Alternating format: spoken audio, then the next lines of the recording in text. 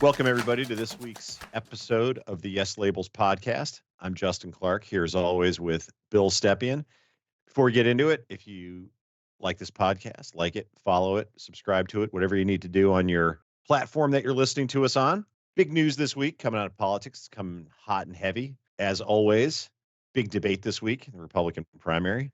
Bill, what do you want to talk about today in terms of the GOP debate? We did the obligatory preview show last week. We will do the obligatory recap show today. I think we should break this up into three parts. We should first talk about who won and who lost. We should talk next about performances, describing them in one word and one word only, not more than that. And then lastly, we should rank them 1 to 8 on how we think they executed on their goals for the evening. You good with that? Yeah, sounds good. Why don't you kick us off, Bill? Who do you think won the debate the other night? Ramaswamy. Okay. He is Tell us why. I think anytime a first-time candidate who has been mired in the single digits, though growing, makes himself the center of a presidential debate, I think you've won the evening, and I think he did. So I think he did really well, and I think he certainly won the entertainment value component of it. The criticism of him was that he lacked any depth or breadth and was kind of annoying. And the people who liked how he did thought he was entertaining. I think both of those things are true at the same time. I think he's going to have a difficult time long term being taken seriously unless he really kind of prepares more on the policy side. But I can't disagree with what you said. Yeah, and you warned a little bit about this last week in the how he would come across thing of it all. And I think that was a pretty smart point you made last week, and I think it kind of came across from the stage. So kudos to you on seeing that before most did. Who do you think won? So I think Mike Pence won. Former Vice President Pence came in there and did exactly what he needed to do, which was he came in prepared, which I don't think anyone who knows him is particularly surprised about. He laid out his case. He actually won in terms of, we're just talking about time, the amount of time he was on screen and talking, which is kind of a big factor. And he laid out the most conservative position on the stage on life, which, as an aside, I find very interesting. We're talking about 2024 and Mike Pence, who proposed a ban on abortion after 15 weeks, laid out the most conservative pro-life case on the stage of anybody. And in 2016, it would have been the most liberal abortion proposal of anyone on the stage. So I think we're seeing that shift in terms of what Republicans are doing on abortion. But overall, I think he did a great job of laying out the case for why he should be president. And whether voters respond to that case or not, TBD. I think it's got some fundamental issues, particularly with respect to where the party is on Ukraine. But he did a great job, and I thought he won the night. So I kept thinking, in terms of debate prep, sitting in headquarters, proposing to the candidate what you think the goal should be for the evening. I think he butted his way into the conversation, which was clearly something that his team and he felt that he had to do. And while he is the former vice president, he's also someone who's sitting in most polls at 3 to 5%. So that's no small deal for you to butt yourself and make yourself the centerpiece of, or one of the centerpieces of the evening, for someone sitting, so far behind in the poll. So I don't disagree with what you said. And I was cheering him on as a campaign operative, because he was executing on the strategy that his team had clearly laid out for him. And we know that that's really not his nature. He's not an aggressive guy. He's not one to butt into conversations. He's a polite guy from Indiana. I could argue that it always didn't come across great. But I also thought he had a very good evening. if only because he had a plan and he executed on the plan. And debates are very hard to, come in with a plan and leave thinking, hey, I had a plan, I delivered on it. So I thought he did a really good job on plan execution. Yeah, I think definitely. And anyone who knows him or knows his team shouldn't be remotely surprised by that. And I think he did a good job. So now, Bill, we're gonna get into our one-word answer. You ready for this? I'm ready. What order are you going to go? I don't know. You want to go alphabetical? You want to go like how they were sitting on stage? How do you want to do this? Yeah, let's do the latter. Okay. So let's start right in the middle and go with Ron DeSantis. One word and one word only. Irrelevant. He was largely ignored by everyone else on the stage, which is never a good sign. We talked before by way of Mike Pence of did you accomplish your goals? And we thought it was a very foolish move. The only candidate who had their goals publicly visible was Ron DeSantis. The super PAC laid out a very lengthy memo telling him exactly what to do, what to say, how to do it, how to say it in very, very great detail. Those goals were what? Take a sledgehammer to Vivek Ramaswamy. The memos, laid that out very clearly. Defend Donald Trump. Appear like a normal guy. None of those things happened. He had a terrible moment when there was the question of did Mike Pence do the right thing on January 6th? He was the last one to raise his hand. He very notably and very embarrassingly looked to the left and the right before he did it. He was fourth in terms of, you mentioned speaking time. He was fourth in terms of speaking time behind Pence, Ramaswamy, and Christie. I thought he was largely irrelevant by all those measures, didn't accomplish his goals. If there's one saving grace, Justin, we've said multiple times on this podcast, he's not a good debater, right? So if there's any saving grace, he made it out alive. If that's the takeaway from the evening, that's a positive. I guess that's what it is. But I think he was largely irrelevant, and that's a bad thing for someone who was thought to be the strongest challenger to Donald Trump just a few months ago. Yeah, my word for him is bystander.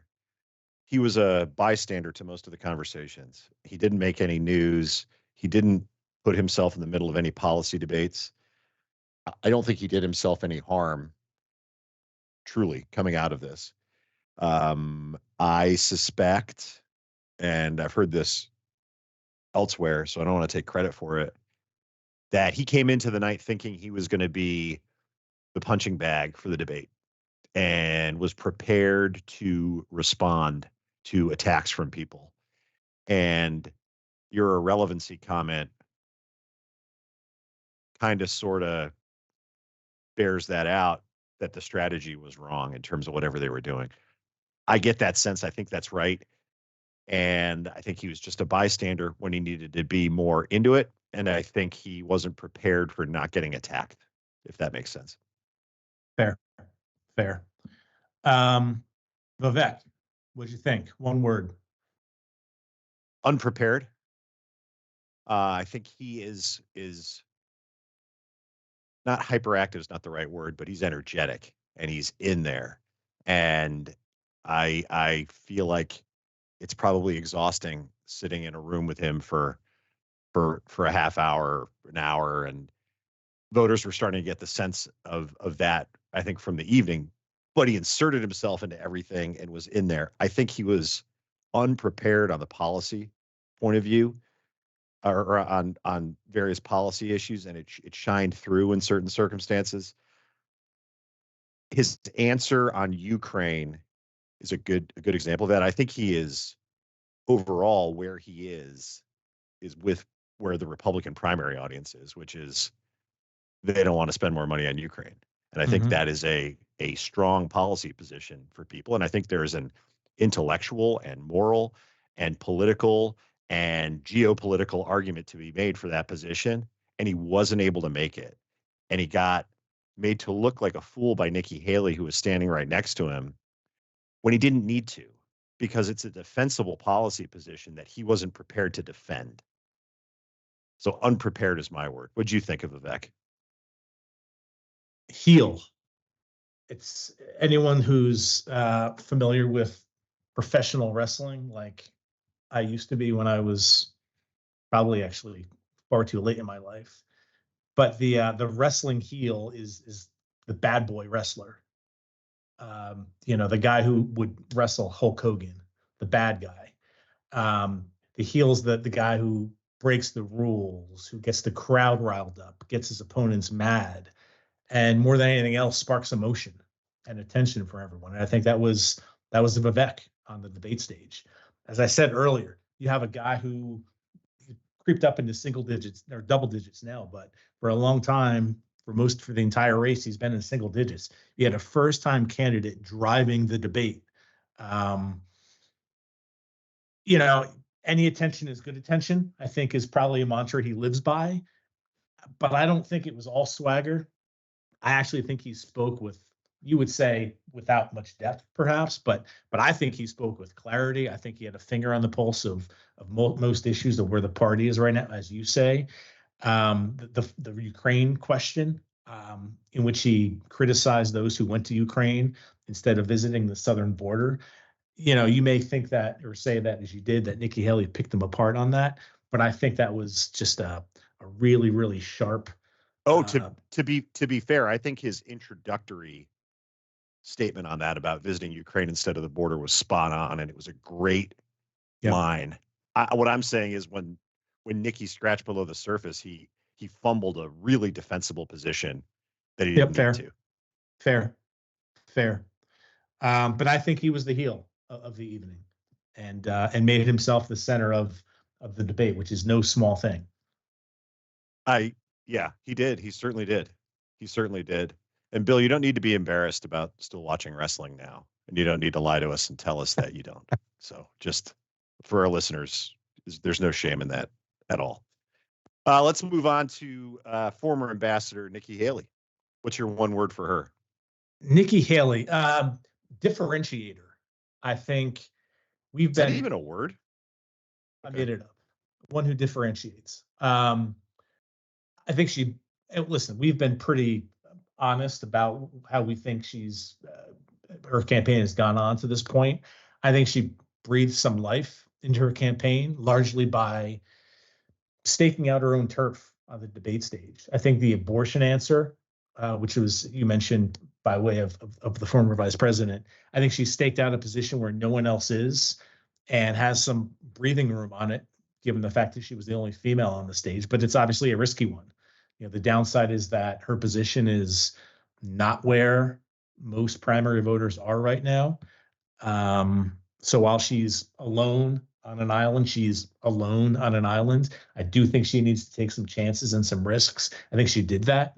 I like that she was feisty against Vivek on Middle Eastern foreign policy, but differentiator. She staked out her own turf.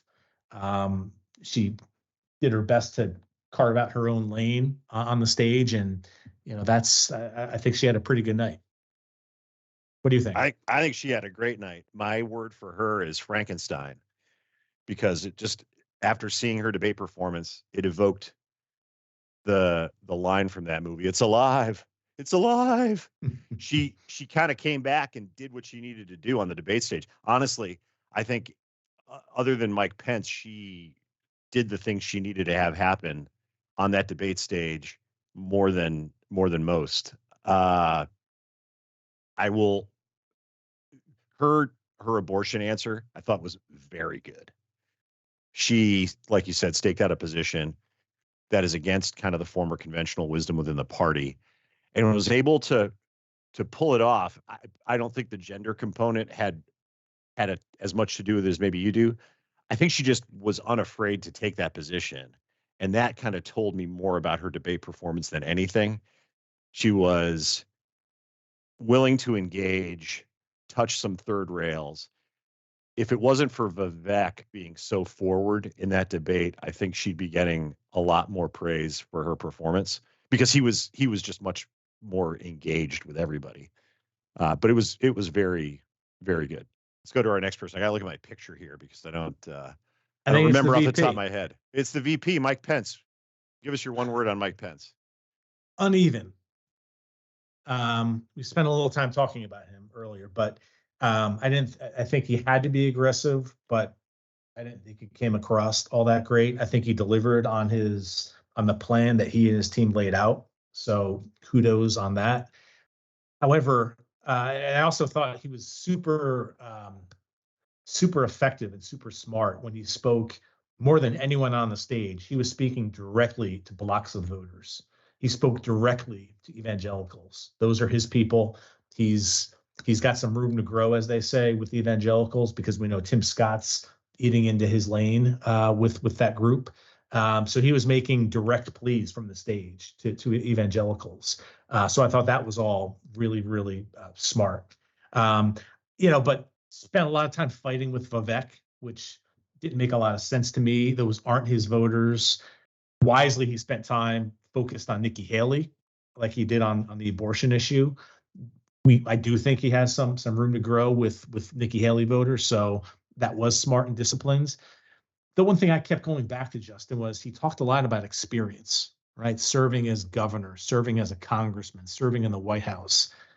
Like, that's not really where the party is these days, and I It's think not it where really, it's not where America is. yeah. Like And I that's think not a qualification anymore.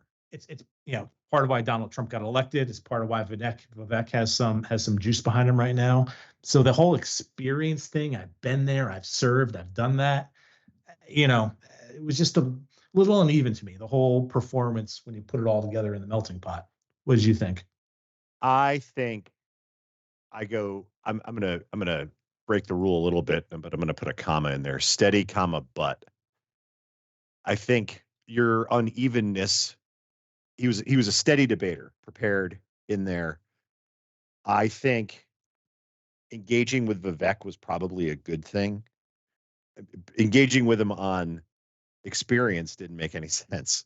He is by far, Bill, the most traditionally conservative Republican that was on that stage. And talking about his resume instead of talking about what he believes in, which is being pro-life, tax cuts, his trade positions, all those things. Talk about your experience in the context of the issues that you believe in, because he can speak with a lot of clarity and a lot of emotion on all those issues. I I agree with you that it didn't make a ton of sense, except I think the engagement with Vivek made sense because it got him more time to speak. And again, he led the team to speak, but talking about his resume just didn't do a ton for me. I think he won the debate, and I say that because he did take up the most time. He did articulate his position, but I don't disagree with you that he was uneven. That's a good word for it. All right, why don't we move on to the only senator on stage, Senator Tim Scott of South Carolina. Safe. He was very, very safe. Um, didn't make mistakes, but also didn't make an impact. I think his performance and maybe his plan matched his campaign overall. Yeah, he just kind of kept chugging along. I think his campaign is made for the long haul. He's kind of the guy who stays in the slow lane of traffic, staying more focused on getting to where he wants to go and not getting run off the road. I think credit to him here. I think he also stayed authentic to himself. He isn't the guy who is going to be interrupting. He's not the guy who's going to be yelling. What you saw on stage is who he is. So I think that authenticity matters in a primary, and he stayed true to himself. But look, when you stay safe, he had 8 minutes of speaking time. That's barely more than Hutchinson. That's barely more than Burgum. Um, but we also know he's rising in the polls slowly but surely. So, maybe stay safe was the strategy. He certainly executed on it. What did you think? Slow was the word that came to mind with him. And I don't mean his speaking style. I just mean in terms of the ascent of the campaign, where he's going. Mm-hmm. Kind of like Ron DeSantis, he was a bit of a bystander in this debate, letting Yep. other people talk, not interrupting. And that was it was fine for him. I guess fine's probably a better word than slow. It was fine for him. We know his strategy is to engage in this primary election, be hanging around, and be in a position to take advantage of Iowa votes, evangelical votes, whatever he needs to do. And that debate for him was fine. I do think there will come a point, and I've said this on previous podcasts, where he has to mix it up with people, where he's got to take kind of a hard stand with somebody. He didn't need to do it the other night. He didn't, obviously, but he can't do this forever. And so it was fine. And it needs to change. I will say this, Bill, I think he missed an opportunity of not taking a more forward position on life, because his biggest competitor for evangelical voters in Iowa is going to be Mike Pence. And the news coming out of the debate with respect to life was Nikki Haley staking out kind of a different position on abortion policy than a traditional Republican would, and Mike Pence being the most conservative person on the stage with abortion. That's not something that's tenable, I think, for Senator Scott in the long run. Yeah, really, really good point there. If you're sitting in rural Iowa and you care about life, you're an evangelical voter, and you're looking at Pence and Scott on the stage, who was speaking to you? Pence, Pence, It Pence was won the night. Yeah. Pence and going away. I mean, it wasn't even close. So good point there on those two. What did you think about Mr. Christie? What's your one De- word for Chris Christie? my one word for him was decaffeinated.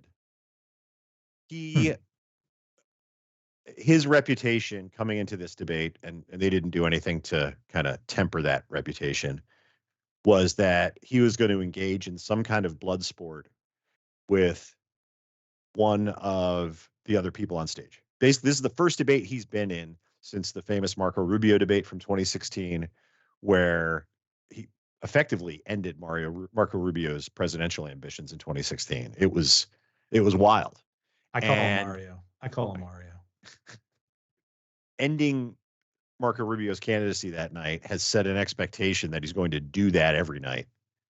That's an impossibility, because you're relying on somebody else stumbling or misstepping in a pretty meaningful way.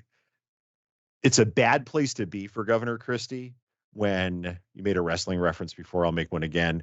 When you're looking for, oh, hey, that's the guy who's going to body slam somebody. It's not necessarily going to translate into that's the person who I want to be my president. That aside, he didn't body slam anyone. And I think there were moments when he tried, but he couldn't get anyone to take the bait with him. And it made him look decaffeinated, like he needed to drill a Monster Energy drink or something. Have whatever Vivek had for dinner beforehand. What was your take on Governor Christie? I think Vivek ate kale before the debate, so I'm not sure that's going to work. Yeah. My one word for Chris Christie was misfocused. I think he was firing his bullets at the wrong targets. You know, fighting with Vivek, he got into it with him even before the Trump portion of the debate. Our polling, which we've talked about here, clearly shows, and it's no surprise to anyone, his votes currently are anti-Trump voters, never Trump voters, dissatisfied former Trump voters. That cup is pretty small.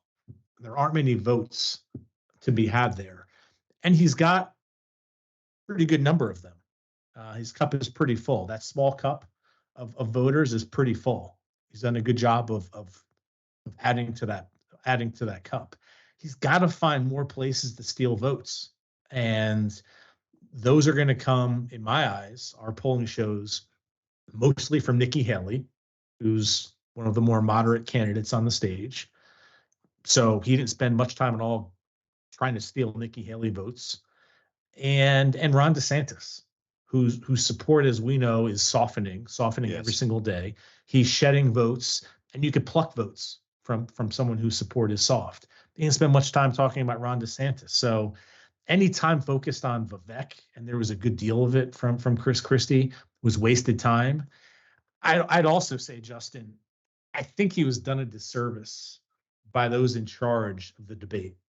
I mean, getting booed like he did right out of the gate when his name was announced, um, I thought was unfair. I don't think there was enough control in that room. I think Christie suffered most by the crowd being as involved as they were, and it really colored, in my eyes, it really colored Chris Christie, colored his answers, colored his response, and really colored how people were viewing the debate because of the lack of control. So I think he was done a disservice, but I think largely misfocused is my word when I think of Christie. I agree with you. I just want to add one thing in there. You mentioned the cup being pretty full in terms of votes that are available to Governor Christie. Mm-hmm. In our polling, and we've seen this qualitatively elsewhere, but in our polling, he, of all the people on that stage, he is by far the person that Republican voters would consider least for voting for. Meaning, his consideration score is the worst of anybody, worse than Mike Pence, worse than anybody else. And so when you take that position, and then you take the position of attacking President Trump, who voters in the Republican primary audience largely like, you are putting yourself in the position that you described. And I think there's not a lot of ways out of that, but you identified one, which was Governor DeSantis. We see him bleeding votes every single month in our polling in South Carolina, and we see it in national polls too. Those voters are going somewhere, and some are going to President Trump for sure, but they're going elsewhere. Probably going to Vivek. Probably going, who knows where. He's got to pick those up. No doubt. No doubt. Let's go to our last two candidates up there. Let's start with Governor Doug Burgum, North Dakota. Waste. I mean, the guy, we don't need to spend too much time on these last two, but the guy works so hard to get onto the stage. You can say the same for Asa. Works so hard to get there, and didn't really set himself apart. Didn't stake out any positions that were very different. Just you work so hard to get somewhere. I just think it was for what, I guess I would ask. So waste is the word I would use for the governor. What do you think? This will be one word, but they're all hyphenated. Happy to be here. He was just happy to be there. And I agree with you. I don't understand the point of going through all that effort to get up there and to talk the way he did. I actually think, as far as debates go, he was fine, but he needed to make some news, and he didn't. What do you think of our last contestant, Asa Hutchinson, Bill? What's the word that you used to describe him? Ada. Everything we just said about Burgum, I think, applies here too. Not much else to say in my eyes. Mine is just a who ? Question mark. Right. Yeah.